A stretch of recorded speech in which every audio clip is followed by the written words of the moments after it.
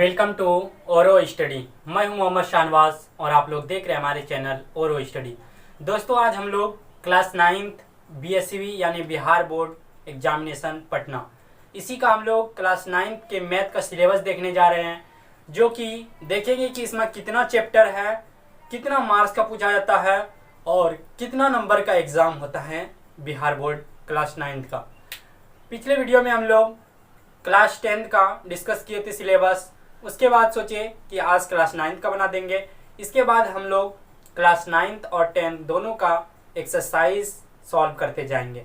इसी तरह हम लोग करते करते पूरा मैथ कंप्लीट कर देंगे। ठीक है, तो वीडियो में बने रहिएगा लास्ट तक और देखिएगा कि किस तरह चुटकियों में सिलेबस याद हो जाता है। तो फर्स्ट चैप्टर जो क्लास 9th का है वह है नंबर सिस्टम। क्या है? नंबर सिस्टम, जिसको संख्या पद्धति बोला जाता है। इंग्लिश में इसको नंबर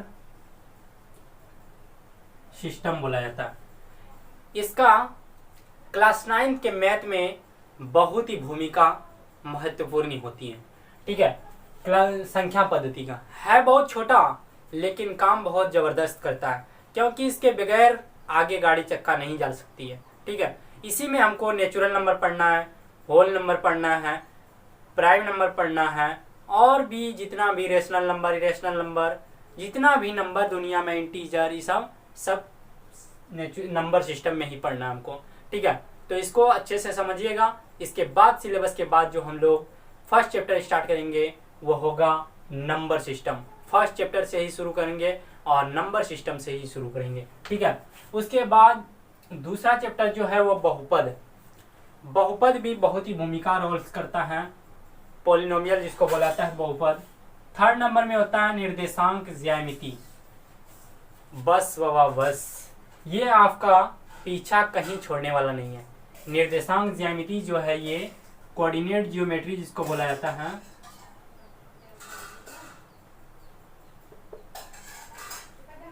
कोऑर्डिनेट ज्योमेट्री जो बोला जाता है, ये आपका पीछा ना 10th, ना ही 11th, ना ही 12th, ना ही बीएससी आपका कहीं साथ नहीं छोड़ने वाला। जहां तक पढ़िएगा वहां तक आपको ये रोल्स प्ले करेगा। निर्देशांक ज्यामिति जिसको कोऑर्डिनेट ज्योमेट्री बोला जाता है।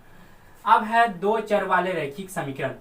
ये इक्वेशन है, इसका यूज तो जगह जगह होता है लेकिन आपको चैप्टर नहीं मिलेगा, लेकिन यूज इक्वेशन का तो हर जगह होगा, क्योंकि बीएससी में चल गए तो क्या हो गया, वहाँ यूज नहीं होगा। एमएससी में चल गए तो इक्वेशन नहीं बनेगा, वहाँ भी इक्वेशन बनेगा। अब यूक्लिड की ज्यामिति परिचय, यानी यूक्लिड साहब ने जो दिए थे एक समीकरण a बराबर NQ प्लस R, उसी में दिए थे 0 less than R less than 0 greater than कुछ दिए थे इसी तरह। अब चलते हैं 6 नंबर की ओर, और 6 नंबर है रेखाएं और कोण, जिसको लाइन्स और एंगल्स बोला जाता है। ये भी त्रिभुज, चतुर्भुज, सारा जितना भी ज्यामिति होता है, कंस्ट्रक्शन होता है, सब में कौन बनता है, इसी को पढ़ना है हमको। इसमें खास तौर पर क्लास 9 में त्रिभुज के बारे में कौन पढ़ना है। ठीक है, त्रिभुज और चतुर्भुज इसी और आयत रहता है। उसके बाद त्रिभुज, ये त्रिभुज भी आपका पीछा छोड़ने वाला नहीं है। त्रिभुज भी आपको जहां तक पढ़ना है वहां तक आपको ये पीछा करेगा। त्रिभुज ये चैप्टर आगे नहीं रहता है। ठीक है, बट त्रिभुज जैसे जैसे हम क्वेश्चन बनाते हैं उसमें यूज आएगा। कहीं कोई टॉपिक है वहाँ यूज आ गया, लेकिन चैप्टर इसका खास चैप्टर नहीं रहता। चतुर्भुज भी वैसे है, चतुर्भुज, त्रिभुज सब यूज होता है लेकिन चैप्टर नहीं रहता आगे। ठीक है, अब आ गया समांतर चतुर्भुज और त्रिभुजों के क्षेत्रफल। अब यहाँ तो त्रिभुज के बारे में पढ़ लिए, चतुर्भुज के बारे में पढ़ लिए। उसके बाद आएगा कि ये दोनों के क्षेत्रफल निकालने के लिए त्रिभुज का क्षेत्रफल क्या होता है, 1/2 गुना h, यानी आधार गुना ऊंचाई, ये हुआ समकोण त्रिभुज का। अब इसी में आता है समांतर चतुर्भुज का क्षेत्रफल आधार गुना ऊंचाई, सिर्फ डायरेक्ट होता है। तो ये हुआ समांतर चतुर्भुज और त्रिभुजों के क्षेत्रफल। सबसे बड़ी बात अब आई वृत्त की, यानी सर्कल जिसको बोलते हैं इंग्लिश में। वृत्त का क्षेत्रफल पायर स्क्वायर होता है। ये भी बहुत ही रोल्स प्ले करता है। आपका इम्पोर्टेंट चैप्टर भी है क्लास 9 का वृत्त। आपको ये 12 तक पीछा नहीं छोड़ेगा। आपको बीएससी में भी यूज आएगा वृत्त का, लेकिन वहाँ टॉपिक रहेगा, चैप्टर नहीं। अब कंस्ट्रक्शन, कंस्ट्रक्शन भी बनाने पूछा जाता है, 5 मार्क का क्वेश्चन एक रहता है कंस्ट्रक्शन बनाने का एग्जाम में। अब आ गया हीरोन का सूत्र। हीरोन का सूत्र आप लोग पढ़े होंगे, दूरी निकालने का आता है, रूट अंदर S into S minus A into S minus B plus S into S minus C, यही आ गया। इसी में आता है परिमाप, एस बराबर ए प्लस बी प्लस सी बटे 2, अर्ध परिमाप आता है 2s जिसको बोलते हैं। अब आ गया पृष्ठीय क्षेत्रफल और आयतन, यानी किसी भी जैसे गोला हुआ, शंकु हुआ और बेलन हुआ, सिलेंडर जिसको बुलाता है, इसी का पूरा वॉल्यूम निकालने। तो ये आसान है, जैसे एक टैंकी है उसमें कितना पानी भरा, आयतन निकालो इसका। किसी घर में कितना धान आटा, उसका आयतन निकालो। हवा कितना है इस पानी में, उसका आयतन निकालो। अब आ गया सांख्यिकी, यानी वही सब आ गया, इसमें भी सांख्यिकी में आ गया आयतन, बेलन, यही सब पृष्ठीय क्षेत्रफल निकालने बोल रहा है किसी का भी। अब प्रोबेबिलिटी भी आपको पीछा 12 तक नहीं छोड़ेगा, ठीक है।